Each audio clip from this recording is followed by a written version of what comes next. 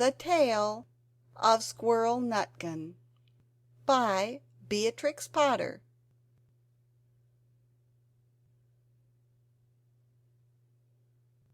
This is a tale about a tail that belonged to a little red squirrel, and his name was Nutkin.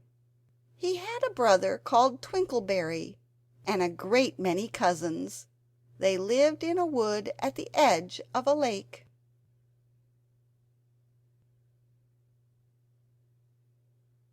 In the middle of the lake there is an island covered with trees and nut bushes, and amongst those trees stands a hollow oak tree, which is the house of an owl who is called Old Brown.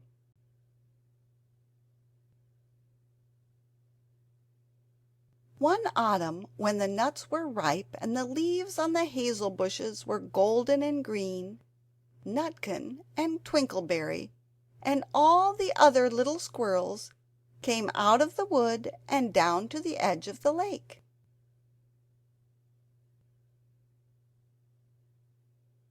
They made little rafts out of twigs, and they paddled away over the water to Owl Island to gather nuts.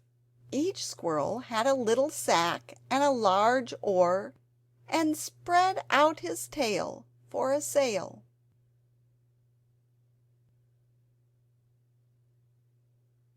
They also took with them an offering of 3 fat mice as a present for Old Brown, and put them down upon his doorstep.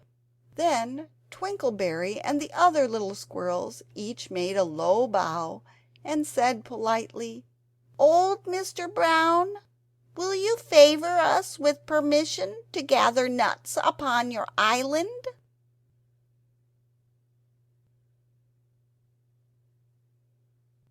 But Nutkin was excessively impertinent in his manners. He bobbed up and down like a little red cherry, singing, riddle me, rat-tat-toad, a little wee man in a red coat, a staff in his hand and a stone in his throat.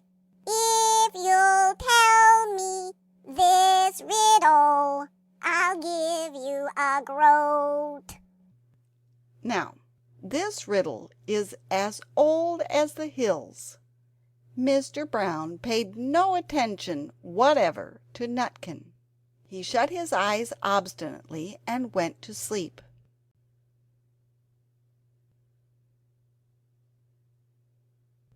The squirrels filled their little sacks with nuts and sailed away home in the evening.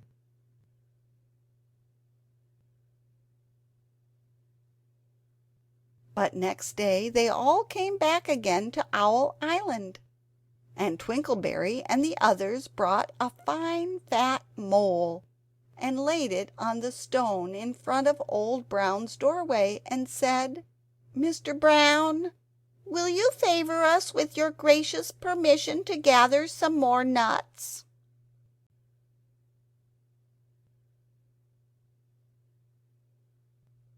But Nutkin, who had no respect, began to dance up and down, tickling old Mr. Brown with a nettle, and singing, "Old Mr. B, riddle me ree, hitty-pitty within the wall, hitty-pitty without the wall. If you touch hitty-pitty, hitty-pitty will bite you." Mr. Brown woke up suddenly and carried the mole into his house.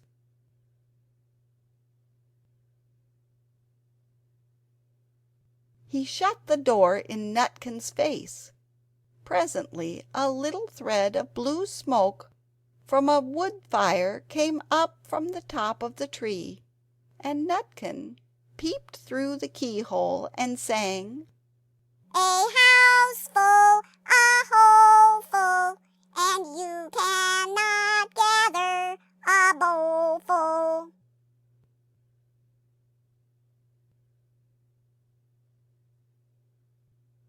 The squirrels searched for nuts all over the island and filled their little sacks. But Nutkin gathered oak apples, yellow and scarlet, and sat upon a beech stump playing marbles, and watching the door of old Mr. Brown.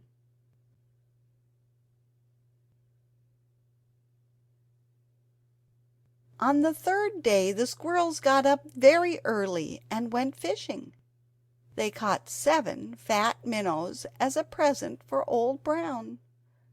They paddled over the lake and landed under a crooked chestnut tree on Owl Island.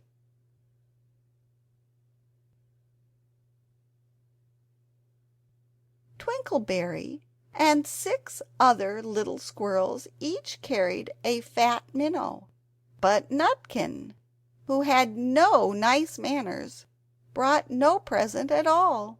He ran in front singing, "The man in the wilderness said to me, 'How may strawberries grow in the sea?' I answered him, as I thought good, 'As many red herrings as grow in the wood.'" But old Mr. Brown took no interest in riddles, not even when the answer was provided for him.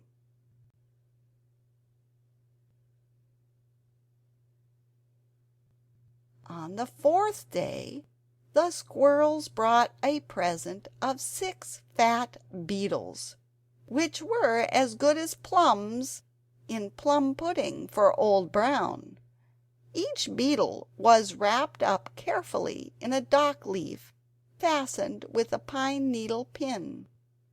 But Nutkin sang as rudely as ever, "Old Mr. B, riddle me ree, flower of England, fruit of Spain, met together in a shower of rain, put in a bag, tied round with string.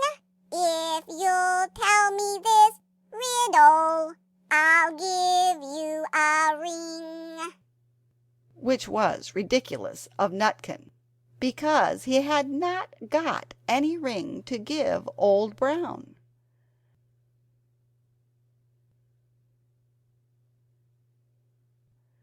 The other squirrels hunted up and down the nut bushes, but Nutkin gathered robin's pincushions off a briar bush and stuck them full of pine needle pins.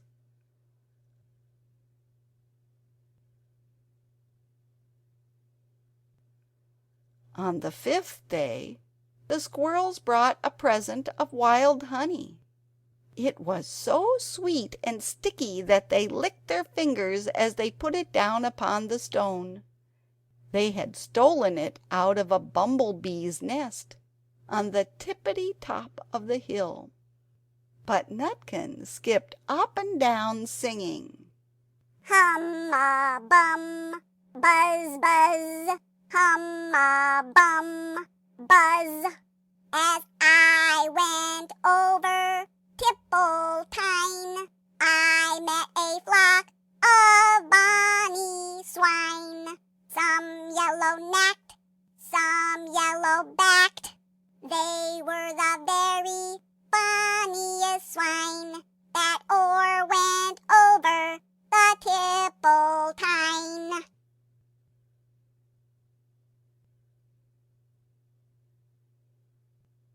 Old Mr. Brown turned up his eyes in disgust at the impertinence of Nutkin, but he ate up the honey.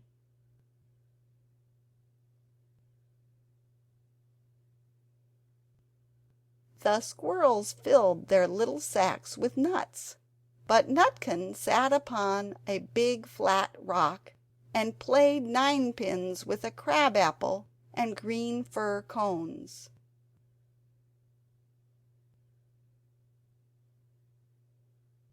On the 6th day, which was Saturday, the squirrels came again for the last time. They brought a new-laid egg in a little rush basket as a last parting present for Old Brown. But Nutkin ran in front, laughing and shouting. Humpty Dumpty lies in the back with a white counterpane round his neck. 40 doctors and 40 rights cannot put Humpty Dumpty to rights.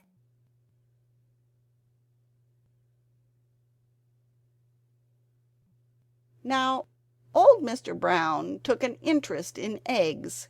He opened one eye and shut it again, but still he did not speak.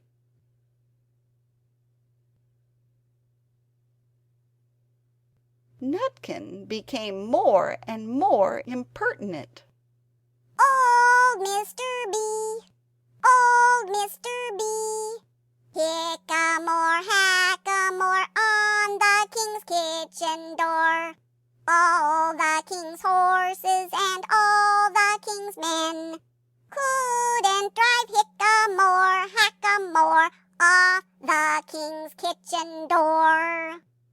Nutkin danced up and down like a sunbeam, but still Old Brown said nothing at all.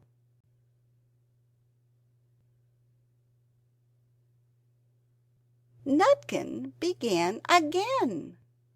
Arthur O'Bower has broken his band. He comes roaring up the land. The King of Scots, with all his power, cannot turn Arthur of the Bower. Nutkin made a whirring noise to sound like the wind, and he took a running jump right onto the head of Old Brown. Then all at once there was a flutterment and a scufflement and a loud squeak. The other squirrels scuttered away into the bushes.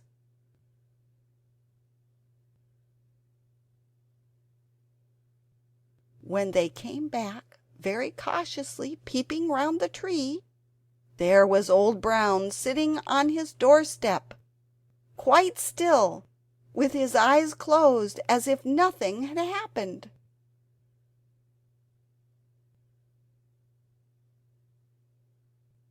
But Nutkin was in his waistcoat pocket.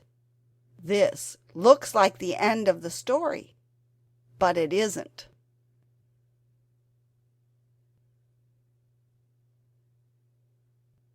Old Brown carried Nutkin into his house and held him up by the tail, intending to skin him.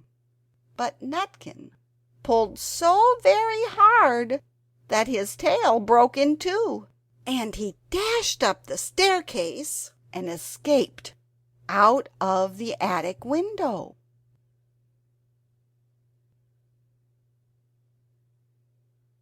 And to this day, if you meet Nutkin up a tree and ask him a riddle, he will throw sticks at you and stamp his feet and scold and shout,